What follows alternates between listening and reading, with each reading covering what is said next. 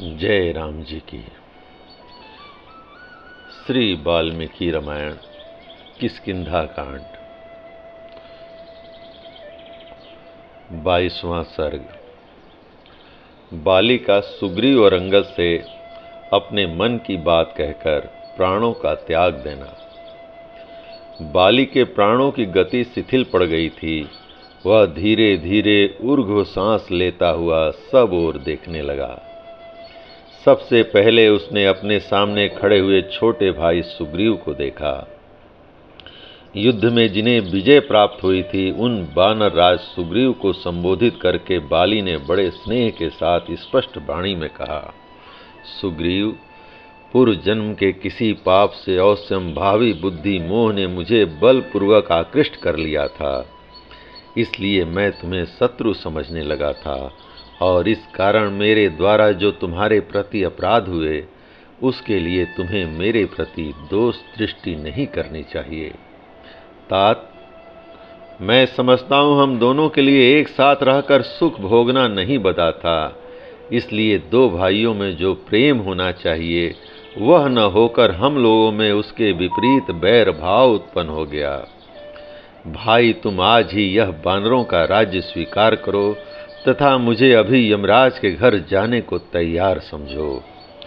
मैं अपने जीवन, राज्य, विपुल संपत्ति और प्रशंसित यश का भी तुरंत ही त्याग कर रहा हूँ। वीर राजन, इस अवस्था में मैं जो कुछ कहूँगा वह यद्यपि करने में कठिन है, तथापि तुम उसे अवश्य करना।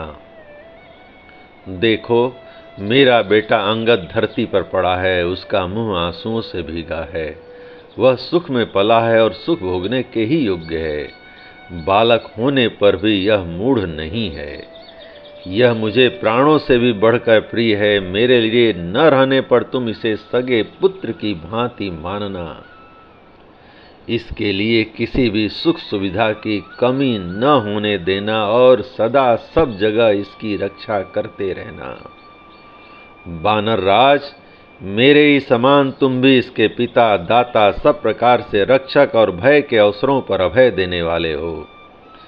तारा का यह तेजस्वी पुत्र तुम्हारे समान ही पराक्रमी है।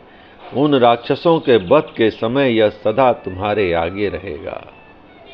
यह बलवान तेजस्वी तरुण तारा कुमार अंगद रणभूमि में पराक्रम प्रकट करते हुए अपने योग्य कर्म करेगा। सुसेन की पुत्री यह तारा सूक्ष्म विषयों के निर्णय करने तथा नाना प्रकार के उत्पातों के चिन्हों को समझने में सर्वथा निपुण है। जिस कार्य को अच्छा बताए उसे संदेह रहित होकर करना। तारा की किसी भी सम्मति का परिणाम उल्टा नहीं होता। श्री रामचंद्र जी का काम तुम्हें निसंक होकर करना चाहिए। उसके न करने से तुम्हें पाप लगेगा और अपमानित होने पर श्री रामचंद्र जी तुझे मार डालेंगे। जय राम जी की। सुग्रीव, मेरे यह सोने की दिव्य माला तुम धारण कर लो। इसमें उदार लक्ष्मी का वास है। मेरे मर जाने पर इसकी श्री नष्ट हो जाएगी, अतः अभी से पहन लो। बाली ने भातृ स्नेह के कारण जब ऐसी बातें कहीं, तब उसके वध के कारण जो हर्ष हुआ था उसे त्याग कर सुग्रीव फिर दुखी हो गए, मानो चंद्रमा पर ग्रहण लग गया हो।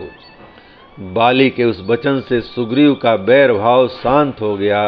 वे सावधान होकर उचित बर्ताव करने लगे। उन्होंने भाई की आज्ञा से वह सोने की माला ग्रहण कर ली। सुग्रीव को वह सुवर्णमयी माला देने के पश्चात बाली ने मरने का निश्चय कर लिया।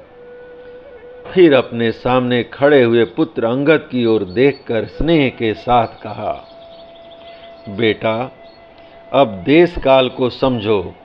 कब और कहाँ कैसा बर्ताव करना चाहिए इसका निश्चय करके वैसा ही आचरण करो।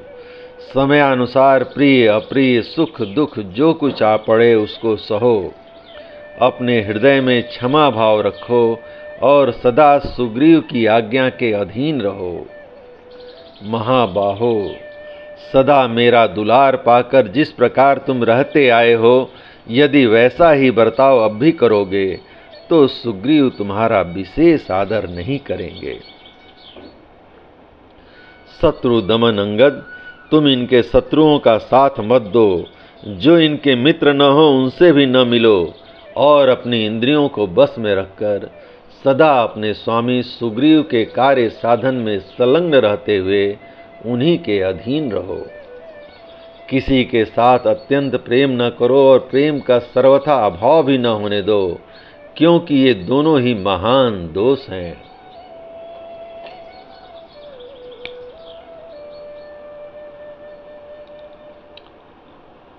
अतः मध्यम स्थिति पर ही दृष्टि रखो। ऐसा कहकर बाण के आघात से अत्यंत घायल हुए बाली की आंखें घूमने लगीं, उसके भयंकर दांत खुल गए और प्राण पखेरु उड़ गए। जय राम जी की। उस समय अपने युद्धपति की मृत्यु हो जाने से सभी श्रेष्ठ बानर जोर जोर से रोने और विलाप करने लगे। हाय, आज बानर राज बाली के स्वर्गलोक चले जाने से सारी किष्किंधा पुरी सुनी हो गई, उद्यान पर्वत और वन भी सूने हो गए। बानर श्रेष्ठ बाली के मारे जाने से सारे बानर श्रीहीन हो गए। जिनके महान वेग से समस्त कानन और वन पुष्प समूहों से सदा संयुक्त बने रहते थे, आज उनके न रहने से कौन ऐसा चमत्कारपूर्ण कार्य करेगा।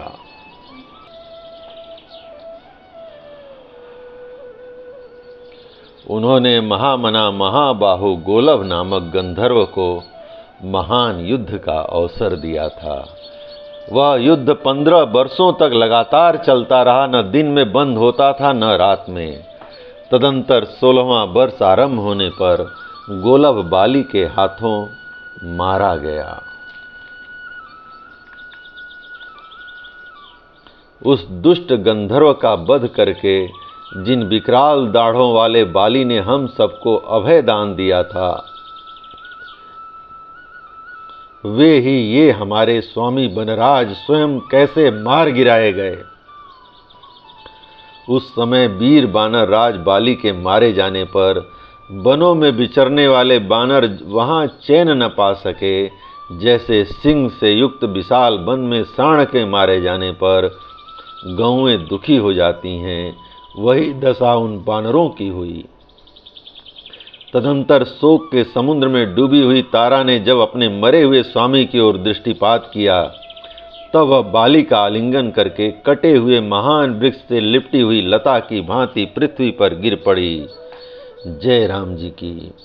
इस प्रकार श्री वाल्मीकि निर्मित आर्ष रामायण आदि काव्य के किष्किंधा कांड का 22वां सर्ग प्रभु श्री राम की कृपा से पूर्ण हुआ। जय राम जी की।